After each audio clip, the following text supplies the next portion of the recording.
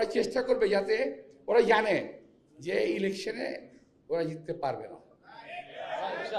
ওরা কি করবে যাতে বিএনপি ভোটাররা ভোট দিতে না পারে, এই জন্য রাস্তা আটকায় রাখবে, লাইন ধরে থাকবে, লাইনে ছাড়বে না, করতে পারে। তো দয়া করে আপনারা সব দিক খেয়াল রেখে পরিশেষে দেশকে আমি একা ভালোবাসলে হবে না, সবাইকে ভালোবাসতে হবে।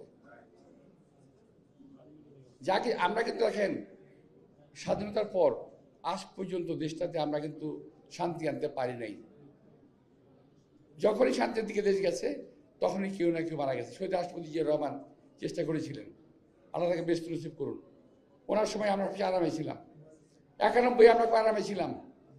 পরবর্তীতে হাসিনা আন্দোলন করে সরকারের পতন ঘটালো। তাও পতন ঠিক না, আমরা হাসিনার মতো বাঁদরামি করি নাই যে আমরা 5 বছর পর পর ক্ষমতা ছেড়ে দিতে হবে। দেশনেত্রী বেগম খালেদা জিয়া আপনাদের সামনে দিয়ে গিয়ে কিন্তু ক্ষমতা ছেড়ে দিয়ে আসছিলেন, কিন্তু হাসিনা এখন ক্ষমতা ছাড়ে নাই। তার ফলে এই 17-18 বছরে সারা দেশে একটি চরম বিশৃঙ্খলা দেখা দিচ্ছে, এটা বাস্তবতা। আর এই সরকার সে বিশৃঙ্খলা দমনের চেষ্টা করে নাই, শৃঙ্খল করার চেষ্টা করে নাই, কারণ এই সরকার দায় দায়িত্ব নাই, তো এটা তো বিনা ভোটের। তো প্রিয় ভাইরা, আমরা আমাদের দায়িত্ব নিয়ে ইনশাআল্লাহ যথাসময়ে আমরা ভোট দিতে যাব এবং ধৈর্য ধরে আমরা পোলিং ভোট সেন্টারে অপেক্ষা করে ভোট দেওয়ার জন্য। আমি আপনাদের সকলের দোয়া এবং ভোট কামনা করে আপনার পরিবারের, আপনার আত্মীয় স্বজনের একটি ভোট কামনা করে আমার জন্য কিছু ভোট কালেকশন করবেন, এই কামনা করে আমার বক্তব্য আমি শেষ করছি। আল্লাহ তাআলা আমাকে জানাবেন, আমাকে পাশে পাবেন। এবং এই কথাটা মনে করবেন না কখনো উনি তো অমুকের লোক, উনি তো অমুকের ভাই, এই কথাটা ভাববেন না।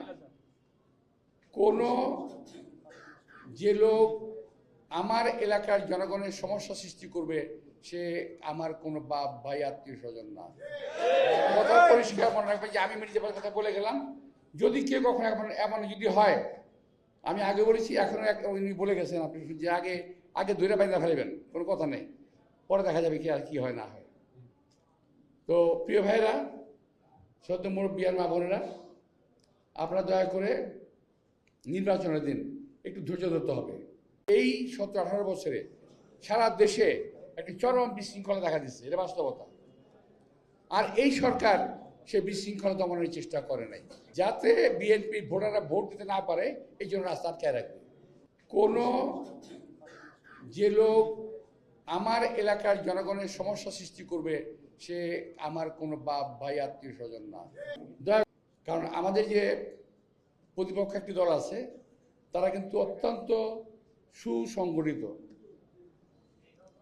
ওরা সংগঠিত, ক্রিমিনালদের সাথে সংগঠিত হয়, যারা ক্রাইম করে ওরা সংগঠিত হয়, আর আর্মিরা সংগঠিত হয়, আইন শৃঙ্খলা বাহিনী সংগঠিত হয়।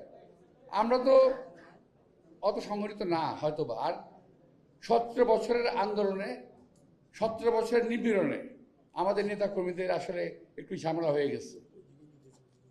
তো ওরা যা পারবে আমরা তা পারবো না।